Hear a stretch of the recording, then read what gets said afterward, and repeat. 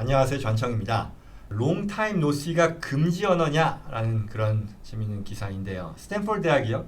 유해 단어라고 지정한 그런 단어들이 최근 나왔는데요. 이게 여러 단체와 소셜미디어에서 논란거리 또는 조롱거리가 되고 있다라는 이 월스트리트저널의 기사입니다. 스탠포드는요, 지난 5월부터요, 교내에 이 IT, 컴퓨터 전문가들이 주도해서 만든 여러 가지 장애, 성별, 문화, 연령 등에서 나오는 차별적인 단어를 대체하기 위한 그런 노력을 하나의 프로그램으로 만들었고요. 그래서 이걸 Elimination of Harmful Language Initiative라고 하는 이 모임이었었고요. 그 모임에서 어떤 단어들을 바꾸자라는 그런 제안을 최근 내세운 거죠. 그래서 이걸 대학의 웹사이트와 이런저런 곳에 이제 퍼블리사이즈를 했는데, 공개했는데, 이에 대한 반응이 굉장히 좀 냉소적인 것 같습니다. 논란이 되자 바로 이 내용을 비공개로 돌렸다라고 하는데요. 차별적인 용어를 지우자라는 취지는 알겠는데 이렇게까지 할 거 있냐라는 그런 반응이겠죠. 어떤 것들이 있냐면 미국인을 지칭하는 American이라는 표현도 US citizen으로 바꾸자라는 건데, 왜냐? 아메리칸이라는 게 남북 아메리카 대륙에 40여 개국이 있는데 이걸 미국만을 지칭하는 게 아니지 않냐, 미국인만을 지칭하는 게 아니지 않냐는 그런 이유인 거고요. 그리고 어떤 상황에 대해서 이건 정말 미쳤다라고 얘기하는, 이해할 수 없다라는 얘기를 할 때 crazy or insane 얘기하잖아요. 이거 역시 어떤 그 장애인에 대한 차별적인 용어다라는 표현이고요. 또 어떤 의약품을 쓰는지 이 환자들에게 알리지 않고 테스트하는 거 있잖아요. 블라인드 테스트라고 하는데 이거 역시 장애인에 대한 어떤 차별적인 용어다라는 얘기라서 쓰지 말자. 그리고 회의를 짧게 하려고 우리가 얘기하는 어떤 스탠드업 미팅이라는 표현도 마찬가지 이유로 지양해야겠다라고 한 거죠. 그리고 성 정체성을 강조하는 어떤 ladies and gentlemen이라는 표현도 everyone으로 바꾸자라는 거죠. 그리고 우리가 늦더위를 얘기할 때 인디언 서머라고 표현하는데, 이게 과거에 인디언이 게으르다라는 그런 편견을 강화하는 그런 표현이라서 쓰면 안 된다라는 그런 얘기죠. 그리고 어떤 모임에 있어서 거부자 명단을 얘기하는 블랙리스트, 아마 짐작하실 수 있을 텐데요. 인종의 편견이다라고 없애자는 거고, 그리고 같은 맥락에서요, 허용자 명단인 화이트리스트도 사용하면 안 된다, 배제되어야 한다라는 거죠. 그리고 재미있는 것은 이 long time no see라는 것도 금지어 목록에 들어갔는데요. 이게 배경이 이미 사실 미국 사회에서 비공식적인 말로 다 받아들여지고는 있으나, 이 유래가요, 이 영어를 못하는 이민자, 아시안 이민자들의 표현을 조롱하기 위해서, 비하하기 위해서 썼던 그런 표현이었었다라고 하네요. 그러고 보니 그랬을 수도 있나 싶네요. 그런 생각 안 해봤었는데요. 아무튼 이와 같은 배경에서 금지어 목록을 제안을 했는데 반응이 별로였다라는 거죠. 이런 거 하는데 귀한 시간, 비용을 썼냐라는 그런 반응일 텐데요. 사설은요, 스탠포드 대학이 이거 작업하는데 18개월이 넘는 시간을 썼다고 하니 이런 거에 행정당국과 교직원들이 시간을 쓰니 다음에는 뭘 내놓을지 참 기대된다라는 그런 냉소적인 반응을 보였고요. 트위터에서도 이런저런 사람들의 반응이 나왔는데요. 여기 보시면 You guys, this list of words blah blah blah is truly insane, 쓰지 말라는 말 다 갖다 쓴 거죠. 조롱한 거죠. 예전에 우리나라도 이런 경우가 있었던 것 같아요. 한글을 계속해서 많이 쓰자, 장려하자라 보니 여러 이 외래어들을 한글화하면서 좀 우스꽝스러운 그런 경우들이 있었던 것 같은데요. 반감 또 냉소를 불러일으킬 수 있겠죠. 지금 이 기사도 비슷한 상황을 다루는 것 같습니다. 베르나르 아르노라고 하는 프랑스 사람인데요. LVMH, 루이비통 그룹의 회장인데요. 세계 1위 거부 자리에 등극했다라는 소식입니다. 순자산 기준으로 1,708억 불, 우리나라 돈으로 222조 원에 달하는 자산인데요. 이걸 보유해서 1,640억 불을 보유한 머스크를 제쳤다고 하네요. 유럽 출신이 전 세계 최고 부자에 등극한 것은 아르노가 처음이라고 전했는데요. 2012년도 블룸버그에서 이 부자 지수 조사를 시작한 이래 1위에 오른 5번째 인물이라고 하네요.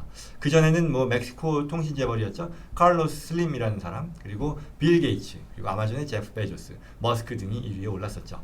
여러 이 패션 명품 브랜드를 소유한 이 인사로서 기업명에서 알다시피 이분이 소유한 명품 브랜드는 70여 가지가 넘는다라고 하네요. 샴페인 브랜드 모에 샹동, 돈페리뇽으로 유명하죠. 크리스천 디올, 티파니, 루이비통 등 대단한 브랜드들이 많은데요. 물론 최근에 이 경기 침체의 영향을 받아서요, 올해만 자산 규모가 72억 불 이상 줄어들긴 했지만, 그럼에도 이 최고급 명품 매출이 금방 또 회복력을 보이면서 선전을 해서 이 1위에 오른 그런 원동력이 되었다라고 하네요.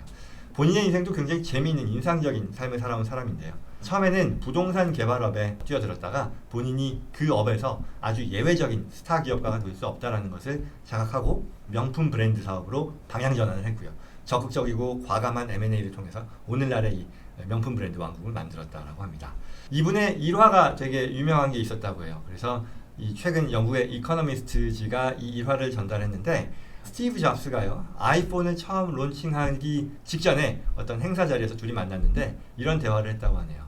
이 아르노가 스티브 잡스에게 이 30년 뒤에도 사람들이 아이폰을 쓸 것 같냐? 라는 질문을 한 거죠. 굉장히 도발적인, 어떻게 보면 무례한 질문일 수도 있을 텐데요. 그에 대해 잡스는 글쎄요, 뭐 잘 모르겠다 라고 하고, 그에 또 바로 대응해서, 그러면 그 당신이 만드는 돈페리뇽, 굉장히 유명한 고급 샴페인이죠. 저도 뭐 먹어봤으나 뭐 그렇게 대단한지는 모르겠습니다. 아무튼 1921년부터 있었다라고 하는데요. 이게 30년 뒤에도 건재할 것 같냐? 라는 똑같은 질문을 했는데, 이에 대해 답변하기를 뭐 자기는 뭐 그것까지는 잘 모르겠으나 적어도 확실한 것은 30년 뒤에도 사람들이 변함없이 술에 취하고 싶은 그런 욕망을 갖고 있지 않겠느냐라는 그런 답을 했고요. 그에 대해 잡스도 동의했다고 합니다. 말하자면 영원한 것, 사라지지 않는 어떤 사람의 욕망에 투자한다라는 것이 아르노의 어떤 기업 운영, 투자에 있어서의 철칙임을 보여주는 사례라고 하겠죠. 다음 소식입니다. 이 북가주의 써니베일이요, 이 산호세 바로 옆에 있는 데죠. 가장 행복한 도시 1위에 뽑혔다라는 소식이네요. 미국 전역에서 가장 행복한 도시 순위를 매겼는데요. 지금 이 써니베일뿐만 아니라 캘리포니아 주의 도시 6곳이요, 탑 10에 포함되었다라고 합니다. 그 중에 남가주의 도시는 2곳이 포함됐다고 하네요. 개인 금융 서비스 업체인데요, 스마트 에셋이라는 곳이 최근에 전국 주요 200개 도시를 대상으로, 이 도시에 거주하는 사람들을 대상으로 행복도 설문조사를 실시했고요. 이 중 이 북가주 써니베일이 가장 탑에 올랐다라는 그런 얘기죠. 도시별 행복도 순위라는 것은요, 뭐 개인 금융, 뭐 퍼스널 파이낸스 스코어, 그리고 웰빙 스코어, 그다음에 뭐 퀄리티 오브 라이프 스코어, 이렇게 세 가지 부문 점수를 종합해서 순위를 매겼다라고 하는데요. 써니베일이 이 중에 뭐 95점을 달성했다고 하네요. 그리고 뒤를 이어서 이 버지니아 주의 알링턴이 2위, 그리고 워싱턴 주의 벨뷰가 3위에 뽑혔다고 하네요. 이 써니베일은요, 웰빙 부분에서 만점을 받았다라고 하고요. 또 이 전체 주민의 60% 이상이 개인 소득이 10만 불을 넘어섰다고 하네요. 굉장히 고소득인 것 같은데요. 그리고 저소득층은 그에 반해 전체 인구 중에 5%에 지나지 않았다라고 하고요. 주민 중에 절반 이상이 또 결혼을 했다고 하네요. 또한 도시에서 일어나는 범죄 수치가요, 굉장히 낮아서 안전한 곳으로 분석됐다고 합니다. 뒤이어서요, 캘리포니아 도시 중에서는 이 프리먼트가 4위, 그 다음에 로즈빌이 7위, 그리고 샌호세가 8위, 그 다음에 산타 클라리타가 9위였고요. 제가 살고 있는 이 오렌지 카운티의 얼바인이 10위로 등극했다라고 얘기하네요. 뭐 캘리포니아가 더 이상 뭐 살기 좋은 곳이 아니다, 기업하기도 어렵고 세금도 높고 치안도 불안하고 뭐 이런저런 말이 많은데요. 그래도 이번 조사에서는요, 여전히 미국 전역에서 행복한 도시 중에 캘리포니아가 6곳이 10위 안에 들어갔다고 하니까요, 사람들이 캘리포니아를 그렇게 싫어하는 건 아니구나 싶은 생각입니다.